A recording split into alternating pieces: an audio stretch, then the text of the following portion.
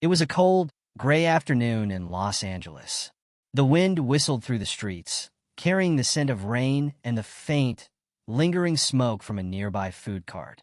On Skid Row, the sidewalks were lined with tattered tents, makeshift shelters, and scattered belongings. People sat hunched against buildings, wrapped in thin blankets, trying to escape the chill.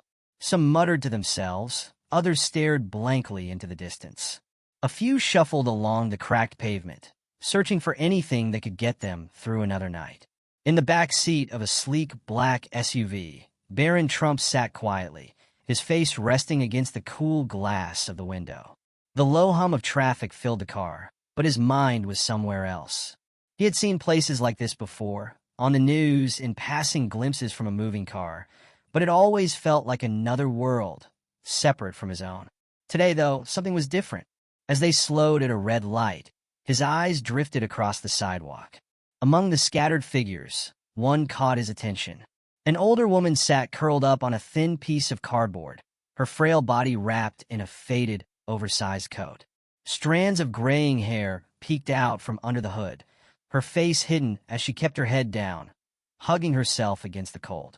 There was something about her posture, the way her hands trembled, that made Barron's chest tighten. A strange feeling crept over him, an unsettling mix of recognition and disbelief. He leaned forward, narrowing his eyes, trying to see past the layers of dirt and exhaustion on her face. Then suddenly it hit him. He knew this woman. His stomach turned. Memories flooded his mind. Classroom walls, the sound of chalk on a blackboard, the warm voice that had once guided him through his early years.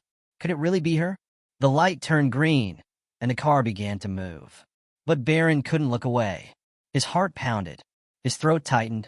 Life can change in an instant, he thought. One day, we have everything. The next, we can lose it all. Barron's breath caught in his throat as he took a closer look.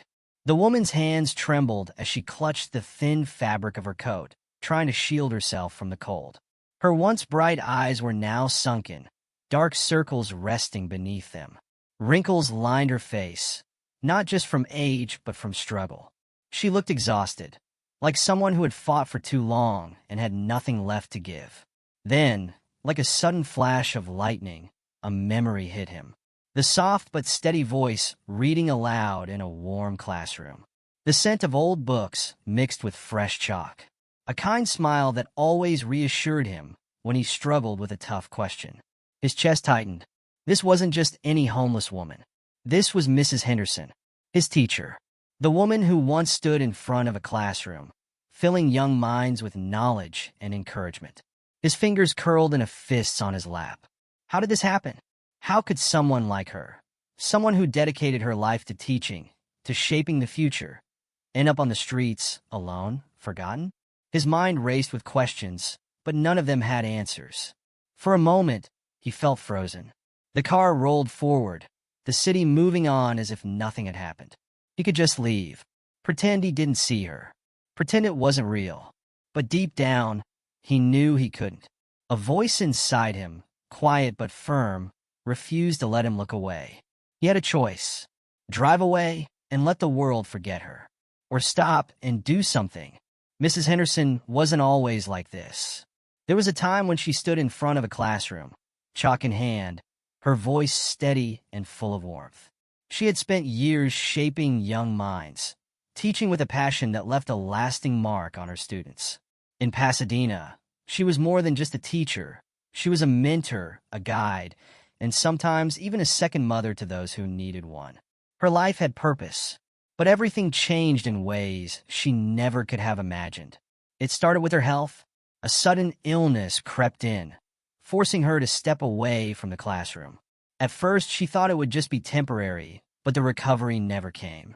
The job she had poured her soul into, the very thing that gave her life meaning, was gone. The loss shook her, but she still had hope. She still had family, or at least she thought she did. Then the unthinkable happened. Her husband, the one person who had stood by her side through every struggle, passed away without warning. Just like that, her world became even smaller. Grief hit her like a storm, but she believed her children would be there to help her through it. They were adults now, living their own lives, but they were still her kids. She had raised them, sacrificed for them. She thought she could lean on them now. But little by little, they pulled away. At first, it was small things, missed calls, delayed responses, excuses about being too busy. Then one day, the calls stopped altogether. She begged, pleaded, but it was like shouting into an empty void. She had given them everything, yet when she needed them most, they were nowhere to be found. With no steady income and the weight of medical bills crushing her, she had no choice but to sell her home. She convinced herself it was just a setback, that she'd figure something out.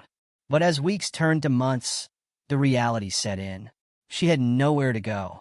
She tried shelters, hoping for a safe place to rest, but what she found was far from what she expected. The rooms were overcrowded, filled with people fighting their own battles. Fear settled deep in her chest each night as she clutched her few remaining belongings, hoping no one would take them.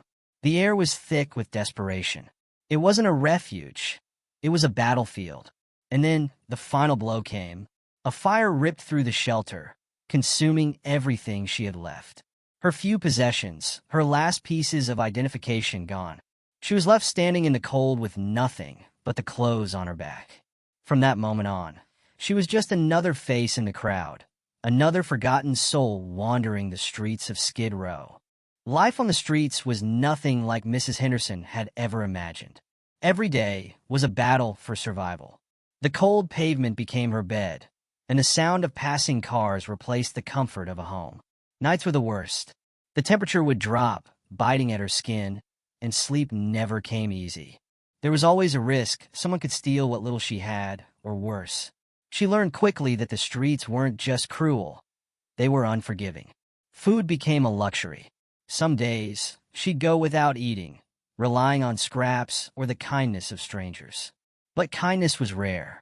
More often, people pretended not to see her. They walked past without looking, as if acknowledging her existence was too much to bear. She wasn't a person to them anymore, just another problem they chose to ignore. The loneliness was unbearable. She had spent her life surrounded by students, coworkers, and friends. Now, she spent her days in silence, with no one to talk to, no one who cared if she made it through the night. She watched people hurry by, lost in their own lives, never sparing a thought for the woman sitting on the sidewalk. At times, she wanted to scream just to prove she was still there, still human. But the hardest part wasn't the hunger, the cold, or even the fear. It was the feeling of disappearing. She had once been someone, Mrs. Henderson, the teacher, the mentor. Now, she was no one. No home, no job, no family. Just a nameless face in a city that had already forgotten her. Barron's chest tightened as he sat in the car, his mind racing. He couldn't just drive away. Not after seeing her like this. Not after everything she had done for him.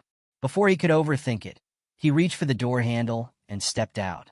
The cool air hit his face, but all he could focus on was the woman sitting on the sidewalk. His legs felt heavy as he walked toward her, his heartbeat loud in his ears.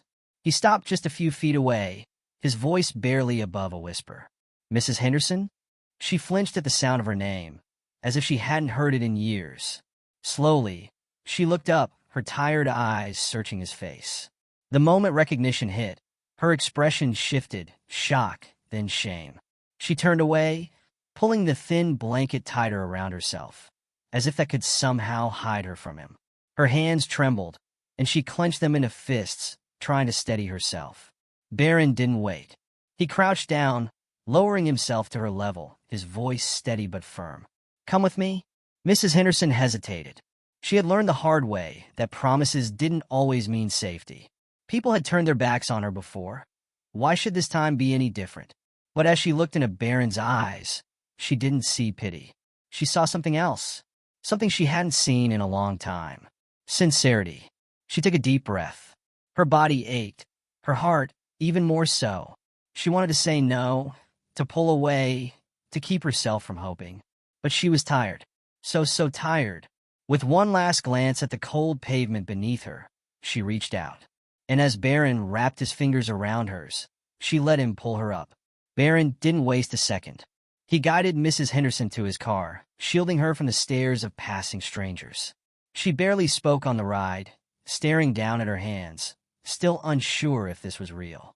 The streets of Skid Row faded behind them, replaced by bright lights and towering buildings. When the car pulled up to one of the most luxurious hotels in Los Angeles, Mrs. Henderson's breath caught in her throat. The glass doors, the uniformed staff, the warmth spilling from the entrance, it all felt like another world. She hesitated, standing at the threshold. People like her didn't belong in places like this. Sensing her unease, Barron gently placed a hand on her shoulder. "It's okay," he said softly. "You deserve this." Inside, he booked a suite without hesitation, ignoring the curious glances from the front desk. When they reached the room, Mrs. Henderson stood frozen. The plush bed, the gleaming bathroom, the sheer quiet. It was overwhelming. Barron handed her a fresh set of clothes. "Take your time," he told her. She stepped into the bathroom and slowly turned the faucet. Warm water streamed from the showerhead, filling the space with steam. She hesitated before stepping in, letting the heat wash over her frail body. As the dirt and exhaustion of years melted away, so did something else, just a little of the weight she had been carrying. Wrapped in a soft robe, she wiped the fog from the mirror and stared at her reflection. Her face, once lined with deep exhaustion, looked different. Could she even recognize herself anymore? Barron was waiting when she stepped out. He had ordered room service, more food than she had seen in a long time. As she took her first bite, a lump formed in her throat. This wasn't just a meal. It was kindness. It was dignity. And for the first time in years, she felt human again. As Mrs. Henderson slept soundly for the first time in years, Barron sat in the hotel lounge, deep in thought. One night of comfort wasn't enough. If he walked away now, she would end up right back where he found her. He couldn't let that happen. Without hesitation, he pulled out his phone and started making calls. First, a lawyer, someone who could help her regain legal identification, access any unclaimed benefits, and get her life back on track. Then the doctor, someone who could assess her health, treat her exhaustion, and ensure she was stable. Finally, he reached out to social workers, people who could help her find long-term housing and support. The next morning, Mrs. Henderson sat in a chair as a nurse checked her vitals. It had been years since anyone had cared about her health. A lawyer placed documents in front of